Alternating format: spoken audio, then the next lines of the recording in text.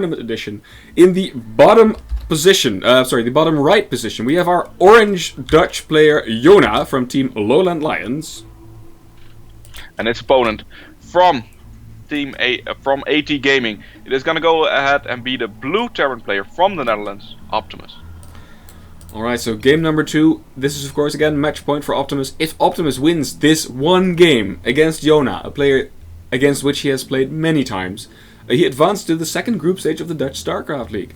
And Jona, of course, gotta be feeling, like you said, iffy about this, because he has just lost a game against Optimus, whom he won against 2-0 earlier tonight. And he has also just lost 2 games against Genji Takia, a player against whom he might not have expected to do so poorly. So Jona has got to be fighting not only his opponent, but also his mindset. Yeah, I think that's the main thing he's going to be fighting here. He has to win this game, whatever happens. But it's gonna be hard. You know, 3 games in a row. It's not easy to recover from that. But Jona has shown us some excellent games in the first series against Optimus, and he really dominated those games. And he has to start dominating this game.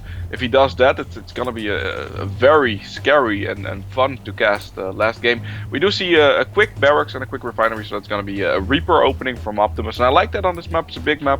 You want to see what's going on, and it looks like the Zerg player Jona will go for a hatchery first, which is very safe on this map.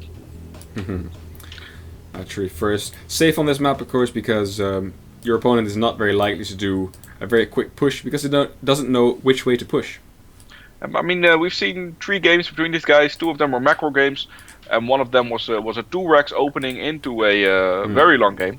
All of the games went long, and all of the games they went for the same unit compositions, because Jona has always gone for mutas first, and Optimus has always gone for the mech plus bio. I mean, Jona, when he won the games, did transition out of the mutas really fast and went for Roach Hydra. Do you think he should do that on this map? Because I think this map is pretty good for that. Yeah, I think so too. There are some large open spaces in the middle of the map, so if their armies clash there, it's a very good map to get a good concave on with your piles of roaches and some mutas. By the way, we saw the SCP from Optimus, as it finished the barracks, pop all the way to the side of the base, maybe hoping to catch the Overlord, but didn't, because the Overlord hadn't arrived yet. So that would have given Optimus a clear idea of where Jona was actually at. But unfortunately that didn't work out. But then again, fortunately, his SCP went the right way straight away. So both players now aware of where the other player is on the map. Yep, and we've got 6 Zerglings on the way, as well as 2 Queens. That means that that Reaper has a limited time to be annoying, about 30 seconds, I would say. He can be really annoying for Jona. He has to respond well to that. Has to use the Zerglings as well. Try to lose nothing, but if you lose something, that let it be a Zergling and not a drone. And he's doing pretty good so far, and it's always annoying at the beginning of a game when you have to open up like this as a Zerg player, but he's doing well. Yeah, right. Let's see what this Reaper gets done. One Zergling, only one of them is on low health, but not too bad. And the Queens are gonna pop out, and he should be alright now. There we go. Oh, he loses the first Reaper. Drone going down, like you said. And both Reapers getting out, so this means they will be healing up. Yeah, I mean, it's very standard to see something like this. Judging by the games we've seen from Optimus, we should see some Hellions, should see some Banshees. Should start poking, and I think on this map that is the good choice, because you want to reduce that creep spread, because it's such a large map. So if you can kill those creep tumors early on, that should be really good. What would you like to see from Jona and Optimus this game, Frank? You know, there's this one unit that a lot of people seem to dislike, but I don't know, I kind of like the feeling of it, you know, against Terran at least, which is the Swarm Host. But do you think it's very viable against Terran? I think against the way that Optimus plays, I don't think it would be that good, because you can just start making a lot of tanks and then really dealing with it. Plus the Swarm Hosts aren't that mobile, so I don't know if this map lends itself well to that. Yeah. I feel like if we saw it, we would have seen it on last game, for example, because you've got a long stretched out map. You could make Swarm Host happen, because there's not that many points where you can get harassed. On this map, I don't feel like Jona would do that. He does get a good scout off though. He sees that Optimus is going back to the way he played game number 1 and 2 with a triple command center opening. Do you feel this is a good map for Mutalisk Harass? Yeah, of course. I mean, there's so many positions. You can drop. There's so many things you can do as a Terran player. If you get the Mutas, you get some map control. You can also shut down drops. You can start harassing, keep the Terran in his base, and that's where you want him. And when he moves out, you can always use the Zerglings to intervene. I think Mutas on this map are good, as is the Roach Hydra composition. So it's gonna be one of the other, or both, like he did in the first 2 games. Alright, here comes the push that Optimus has been doing so far. So far he hasn't been able to do a lot of damage with it. Sometimes he didn't do any damage. Let's see how he fares this time. There's a rather undefended third base here, but some queens scurrying up, now shooting away at these Hellions. Yep, those queens are just doing a sigh like, these guys again, for the 4th time, really? These guys again, and then they get chased away quite fast, and Optimus doesn't take any damage, but he doesn't do any damage either. And I feel like the Banshee, it's a trick shown 3 times, so I don't know if it's gonna do any damage, but it will give a little bit of DPS to that. Yeah. I like this though. Like, do you see it, wow. Frank? Do you see it on the left top side of the map? Ooh. This is a very cute move. If it doesn't get scouted, this might get you the win, right? If it does get scouted, you lose some minerals. But, you know, I kind of feel that Jona has no reason to be scouting up there. It's very unlikely that Jona's gonna scout that early game. And if Jona doesn't have any sort of push, or a lot of Mutas coming out soon, but I feel like he will have the Mutas coming out soon. It's gonna be very hard for him to win this game, because 4 command center Terran is a lot of income. Definitely. 4 command center on 3 base though, you gotta say that. Yep. There we go. The Spore Crawler is not finished yet, so this Banshee actually gets a chance to do some damage. There we go. 2, 3 work kills already. But at some point it's gonna have to retreat. Oh, Cloak is finishing very nearly now, but the same goes for the Spore Crawler, so... this gives the Banshee a couple of more seconds to shoot at some drones collecting gas here. But it doesn't get more than 5 drone kills. Still, 5 drone kills, not shabby, especially not seeing as how the Banshee got out with its life, and go back home, get repaired, and maybe live to fight another day. A Banshee still does a lot of damage, so if you mix it up with the army, or try to use it for harassment purposes later, it's still pretty good, you know. 5 kills is a lot better than you did with the Banshee previous game, so I like this for him. And right now he's actually, if we check the income, he's actually not doing too bad. He's already got 50 SCVs. He's when he starts dropping those mules, he's definitely gonna be ahead in income. So I feel like in a macro game, if he can hold off the Muta harassment, he should be in a good position here. But no missile turrets yet. I feel like Thors and Vikings once again are coming out, and we do see that. And it's gonna be up to the Medevac Fireman Squad once again. Exactly, the Optimus brand of firemen. So I don't think at this time that Jona can judge from the composition of either the composition of Optimus' army or whatever he's got in his base that there's actually a sneaky hidden expansion, right? It's not like he's flying around thinking, there should be another barracks or another factory, or do you think that Jona could actually infer from what he sees in Optimus' base that there's probably a hidden expansion somewhere? Nah, you're never gonna see that. You're just not gonna notice. You will see, like, he's got a lot of units, but he's on 3 bases. You're not gonna see the fact that he has a hidden base. It hasn't gotten him that many minerals either. Like at the point where you start noticing it is maybe like when you're on 3 bases, but 2 of the bases mined out, and you're still making a lot of units. Then you start wondering, like, where is he getting the money from? But when you're on 3 bases as a Terran player, nah, he's not gonna notice that. Oh, but look at this! I was telling you earlier about how diligent Jona is about scouting proxies, scouting, hidden expansions, maybe. So we got some Zerglings spreading out all over the map, and I feel that, yes, definitely, this base from Optimus will get scouted. Look at how good Jona spreads out all of his Zerglings. Yep, he's gonna spread it out to every base except the base that's taken. No way. Yep, that's actually what's gonna happen. Shit. Not gonna see it just yet. And, shit. That's if he watches this replay, if he loses this game and he watches this replay, look at that. He's gonna be eating that McDonald's for a week. I'm pretty sure. This is bad. Totally sucks. By the way, we've got 10 missile turrets on the way. And also Hive on the way already from Jona. Jona is already very, very fast with his Hive. And look at the missile turret ring here by Joe. Yeah, this is game 1 and 2 all over again. There's no place on the map without a missile turret. And there's just gonna be roaches and hydras all across the map once again. I mean, Optimus is playing this in a way like he's thinking, you're probably grabbing your 4 base, you're probably saturating it right now. I've already got 4 base. I'm just gonna macro harder, and he can do that. He's actually adding another command center. He feels pretty good about his position, and I think he's in a good position. Ah, wow. I'm very curious to see. I mean, this is decider match, and this is match point for Optimus. He might be bobbing in his chair playing this game, thinking, "What if I could do this?" And here we go. Muta's flying in, but like you said, there's missile turrets. Only one here in the main base, though. Yep, only one in the main base, so we're gonna have to see those firemen. Yeah, we're gonna have to see them put out this fire and so forth. They're not really doing it. He's gonna find more missile turrets in the natural expansion, though, and enough of them so to kill a few of these mutas. But if he wants to, he can commit to this. There's Vikings as well. He's gonna lose a lot of mutas actually flying through these missile turrets, but I feel like that wasn't too bad for Optimus. He has to be a little bit scary though. Like these mutas could actually fly across the hidden base at some point. Yeah, but why would they, right? Why would the mutas fly all the way there? Just sightseeing. You never know. Hey guys, we haven't been to that side of the map yet. How about we check out the 11 o'clock position? Yep, and look what we see there, some ancient Terran ruins. Yeah. Oh, this appears to be all mined out. Say, that isn't supposed to be all mined out, is it?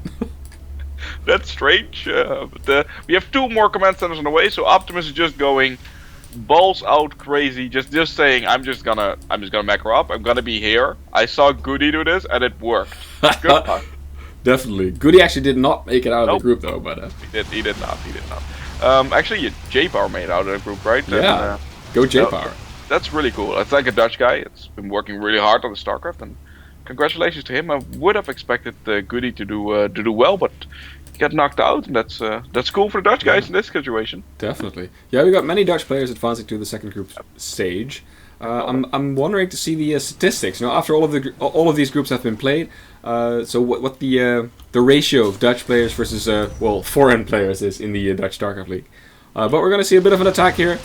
We're not going to have a 5th base, is what Jona is doing, but he's thinking 4th base, of course. Oh, but he does throw away a lot of Zerglings there, and these Banelings do absolutely nothing. Well, kill 1 Marine. And he actually does scout the proxy base. Oh, there we go. Yep, he moved that Zergling, and he's gonna be a little bit sad here. Like, yeah, but he clicks on those mineral patches. He sees 500 on some of them. He's gonna be like, oh. He sees 235 on one of them. He's like, shit. Yep, that's not the best. The SCVs are evacuating, but most of them will get taken out. I think all of them will get taken out because the mutas are gonna shoot. They are gonna sightsee there. See? Revenge. Yep, and we've got some locusts on the field, some swarmos on the field, which you wanted to see. They've been in the making for a while. In this position, with the amount of Thors and ravens and stuff like that, I don't know if they're gonna do that much, but they're gonna be annoying if anything else. I'm liking this game. There we go. And we've seen a lot from these guys, and we're gonna see ghosts being mixed in as well, which is a good unit against vipers. Even against mutas, ghosts are not bad. Ghosts are just a good all-round unit. We do see that the orbital command is getting picked off. That was once a proxy base by the mutalists, and I mean, Optimus has to start working on these locusts, and he has to start doing something. And I feel like the ravens with the siege tank should be enough to deal with this. Here we go, ravens flying over. What are they gonna do against these? Seeker missiles. Of course, no running away for these bad boys. Nope, they're not that fast, and the Banshees are doing a good job. The siege tank should be enough to kill the locust, and we can start steering away at these swarmos. Like I said, the ravens are just so good. You know, you have to have some spore crawlers around to really deal with that. I feel guilty now because I said I'd like to see swarm hosts, and then Jona did it. But what you predicted happens, that they're not very good in this circumstance against the unit composition that Optimus has. And we do see that Jona's actually doing.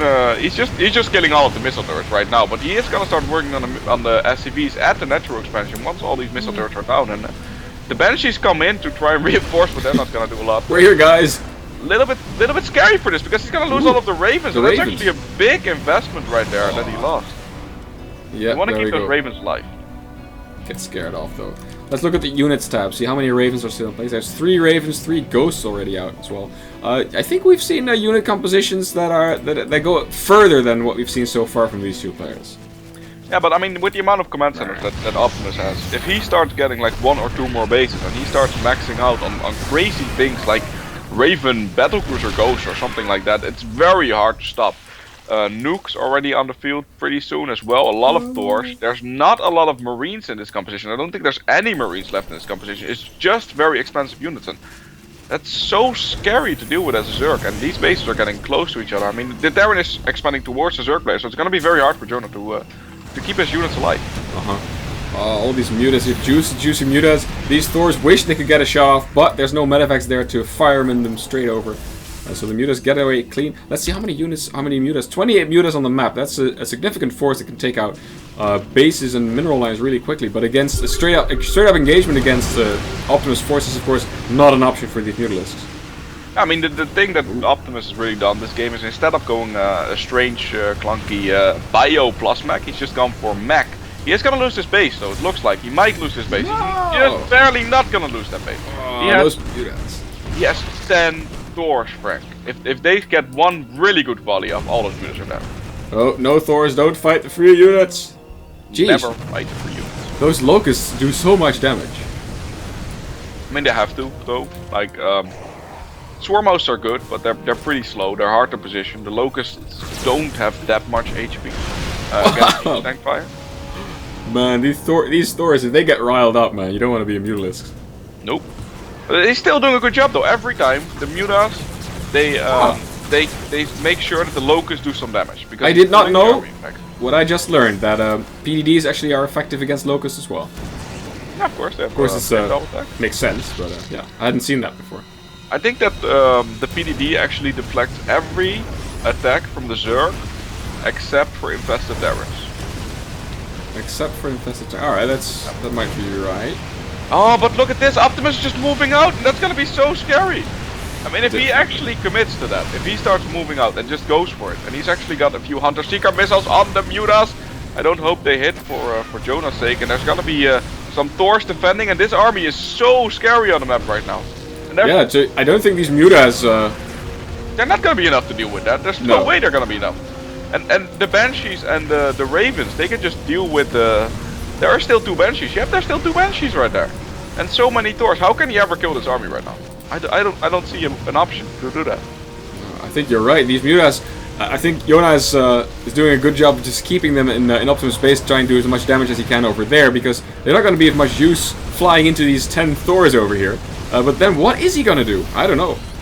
I don't know, the mutas are eventually gonna fly into the infinity amount of missile turrets, and all that Optimus has to make sure he doesn't do is lose too much to the Locust. He can't lose too much to the Locust. He needs to have good siege tank position, or he has to take them out. If all of the mutas are away, he can start moving in the Banshees, but if he moves in the Banshees while the mutas are there, obviously they're gonna get taken out. So it's a little bit of a hard engagement. Here we go, all the mutas move in, but there's so many. There's PDDs, there's Thors. They're not gonna kill this. They're just not going to do it. Optimus just doesn't lose a single unit. There we go, loses 1 unit, but that's about it. And Jona drops 160 supply, and he's gonna have a hard time, and he's making mutas and roaches, and those are not units that are very effective against this army. Do you remember when I said if you get all strong units, no marines, no stuff like that, a lot of ravens, a lot of Thors, it's gonna be so hard to deal with. This is what Jona has to deal with right now, and it's so hard, because the Locusts, they don't even get close. The mutas, they can't get through all the missile doors. And look at the amount of units he still has to defend at his main base. Actually losing the Ravens a little bit clumpy there, but still. He has a lot of units on the map. He's killing the main base. He's in a good position here, Frank. Ooch. Yep, this is going to be very hard. Do you think this is going to turn into a game of cat and mouse, where Jona's running around, popping down expansions, trying to stay alive? I think, to be honest, I think that Optimus has won this game. I don't see any way for Jona to get back into this. Look at the map. He has 1 mining base right now. I mean, he has another base, but he's not mining from it. If you check the unit stat, he has 47 drones, and he has no real good army to speak of. So I don't see a way out of this for him. This is the day of upsets. Yeah, it is, because Jona beat Optimus 2-0 so convincingly. And the last game, sure, he lost, but he lost because he took a lot of damage from a 2-brack. This is a straight up game, and Optimus is dominating. Yep, definitely. Spire goes down.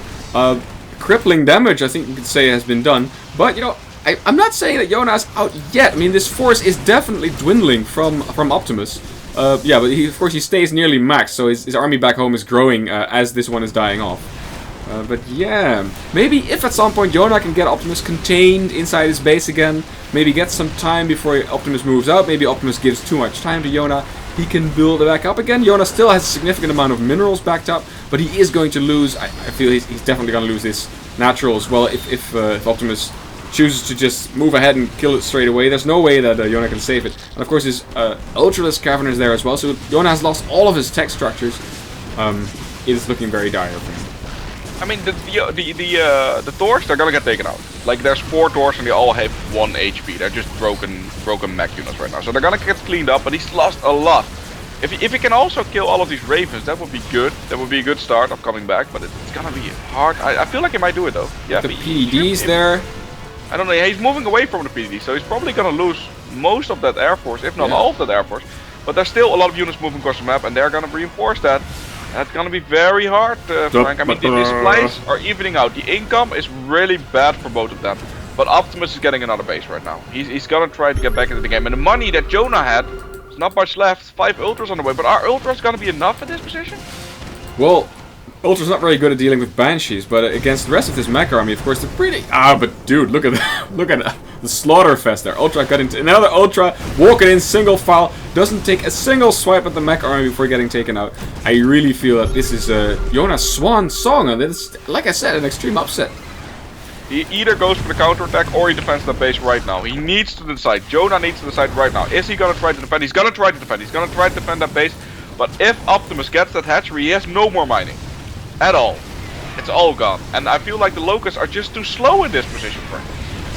Yep, and these tanks are taking shots at the Locusts before they even get near to the ramp. Look at this. Is there even one Locust that are gonna get off a shot? None! No Locusts. And he lost that base. That was always mining. He's got no more mining right now. His income is 0. Sure, he has bases that he can mine from, but there's no drones there. He can make 2 drones. That's gonna take forever to rebuild from this. He still has 40 drones somewhere on the map, but I don't know where they are. Let's find those drones. I think most of them are inside the natural. I think they have to be, and there's no minerals there, so they're just long distance mining from somewhere. But they have to get all the way across the map, and Optimus just he's gonna hit him where the money is, and he's gonna start defending his own third base or 4th base, and he's doing a good job at that right now. He has a few Ravens there, he has a Thor there, he has some siege tanks. He's mining, and Jona is slowly losing this game here.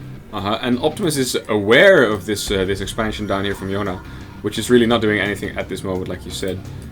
Jona is once again mining a little bit, but it's nothing compared to this massive mulage that's going on the 4th base of Optimus. Of course, Jona is still blocking the 5th expansion for Optimus with 1 Zergling, staying on top of that. Yeah, I mean, Optimus still has some money at his 3rd base, a lot of mules at his 4th base, and he's still in the best position ever. I mean, the lair is done, he's got some Ultralisk stack, he's got a roach horn, so he can make some units, but there's still this army that Jona can't deal with. Lucky for Jona though, it looks like he might be going back, and that could buy him the time he needs. No, I think even Jona is significantly behind in supply, but I don't think that's the worst part of it. The worst part, like you said, is that he has no bases. So it's now or never, basically. And again, these Ultras running around, not being too well organized, and now running up against a wall of these auto turrets thrown down by the Ravens. I think this really is going to be the swan song of Jona. And Optimus doing the clever thing, not trying to fight against these 3 units, not unless he got PEDs up, of course. Ooh. He's actually losing a few Thors to that, but it's still 170 supply against 100 right now, and that's just. I mean, the Locusts have done decently. They've done all right, but they've never been decisive during any of these battles, and now there's nothing to support them. And GG, and GG. Jona gets taken out, Frank.